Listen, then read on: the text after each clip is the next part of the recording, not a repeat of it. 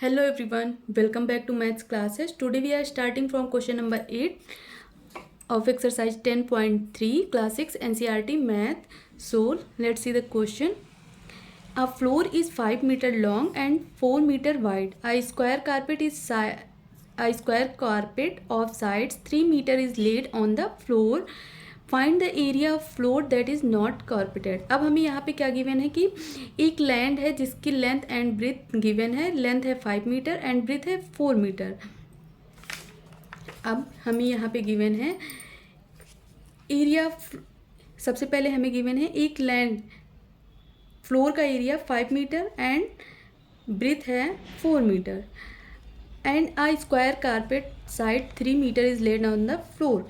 अब एक कारपेट है जो फ्लोर के एक कारपेट फ्लोर पर बिछी हुई है जिसकी साइड 3 मीटर है and find the area of floor that is not carpeted. अब हमें वो एरिया फाइंड करना है जहाँ पे कारपेट नहीं है। सो वो एरिया कौन सा होगा? मान ली कारपेट नहीं है, ये पूरी फ्लोर है और फ्लोर पे इतनी ये कारपेट बिछी हुई है। अब हमें वो एरिया फाइंड करना है फ्लोर में जहाँ पे कारपेट नहीं है। तो अगर हम देखें तो यहाँ पे कारपेट नहीं है, ये जो एरिया है यहाँ पे कारपेट नहीं है, जहाँ पे ये हमने मार्क किया है तो यहाँ पे कारपेट नहीं है।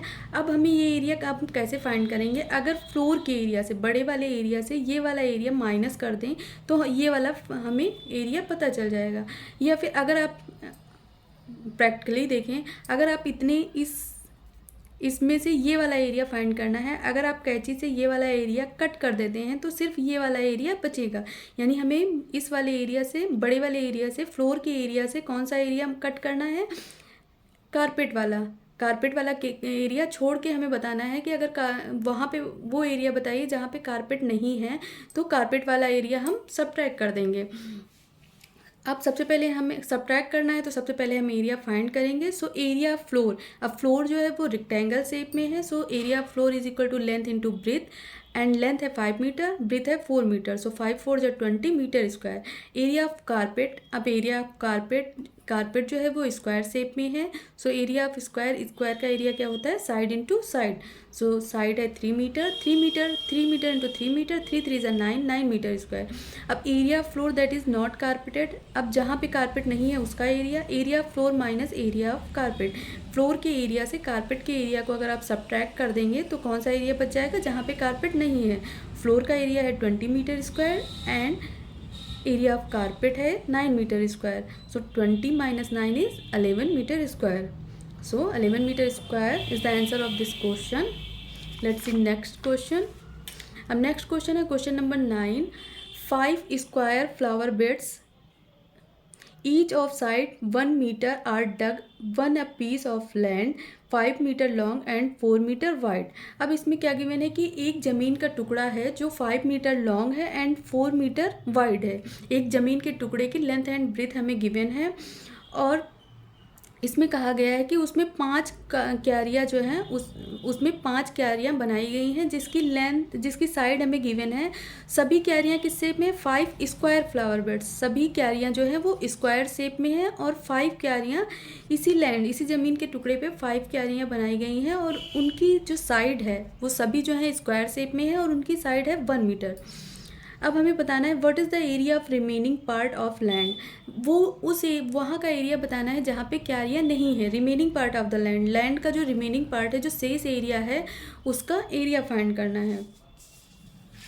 सो अगर हम देखें क्वेश्चन नंबर 9, हमें जैसे एक ये ज़मीन का टुकड़ा गिवन है जिसकी length and breadth, length 5 metre and breadth है 4 मीटर।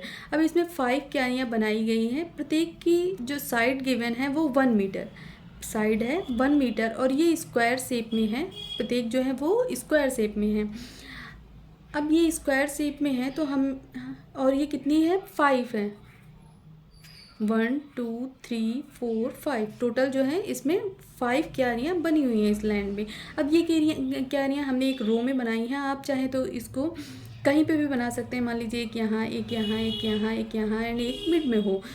तो अब हमें वो एरिया बताना है जहाँ पे क्यारियाँ नहीं है, remaining part of the land, area का रिमेनिंग पार्ट ऑफ लैंड बताना है। अब जैसे रिमेनिंग, अब इतने में तो क्यारियाँ हैं, इस लैंड में इतने में क्यारियाँ हैं, अब शेष बचा एरिया आपको बताना है जहाँ पे क्यारियाँ नहीं है। तो ये पार्ट है जहाँ पे कुछ नहीं है, ये पार्ट जहाँ पे क्यारियाँ नहीं है। तो ये कैसे फाइंड करेंगे? अगर पूरे एरिया में से हम इतना एरिया जो क्यारियों का एरिया है वो सब्ट्रैक्ट कर दें तो शेष remaining part of the land का एरिया आ जाएगा। अब सबसे पहले जो क्यारियाँ हैं, फ्लावर बेड हैं, वो है उस स्क्वायर शेप में और प्रत्येक की साइड जो है 1 मीटर गिवन है। सो सबसे पहले हम एक क्यारी का एरिया निकाल लेंगे। So area of 1 flower bed is equal to, वो स्क्वायर शेप में है, साइड इंटू साइड, फॉर्मूला क्या होता है यहाँ हमने नहीं लिखा है, होगा side into side. So side into side 1 metre into 1 metre, 1 1 जा 1 ही होता है, सो 1 मीटर स्क्वायर। अब अगर एक 1 फ्लावर बेड का एरिया जो है 1 मीटर स्क्वायर, सो 5 फ्लावर बेड का एरिया क्या हो जाएगा, 1 मीटर का 1 फ्लावर बेड का एरिया जितना आया है उसको हम 5 से मल्टीप्लाई कर देंगे। अगर एक फ्लावर बेड का एरिया 1 मीटर स्क्वायर, सो 5 फ्लावर बेड का एरिया क्या हो जाएगा, 5 इंटू 1, 5 1 जा 5, 5 मीटर स्क्वायर। अब हमने सभी क्यारियों का एरिया निकाल लिया है। अब हम इस लैंड का एरिया निकालेंगे, एरिया ऑफ लैंड। ये लैंड किस शेप में है, रेक्टेंगुलर शेप में। सो area of rectangle is length into breath. Length है 5 मीटर एंड ब्रेथ है 4 मीटर। सो 5 4 जा 20, so the answer is 20 metre square. Area of land क्या हो जाएगा, 20 मीटर स्क्वायर। बट अब हमें यहाँ क्या फाइंड करना है, area of remaining part of the land. जो रिमेनिंग पार्ट है, क्यारियों को छोड़ के जो रिमेनिंग पार्ट बचा उसका हमें एरिया बताना है। तो रिमेनिंग पार्ट ये होगा, तो टोटल एरिया, अगर मान लीजिए आप इतना कैंची से कट कर देते हैं तो सिर्फ यही एरिया बचेगा, तो टोटल में से इतना कट करना है हमें जो क्यारियों का एरिया है। सो टोटल एरिया कितना है, total area 20 metre square and क्यारियों का एरिया है 5 metre square. So 20 minus 5 is 15 metre square.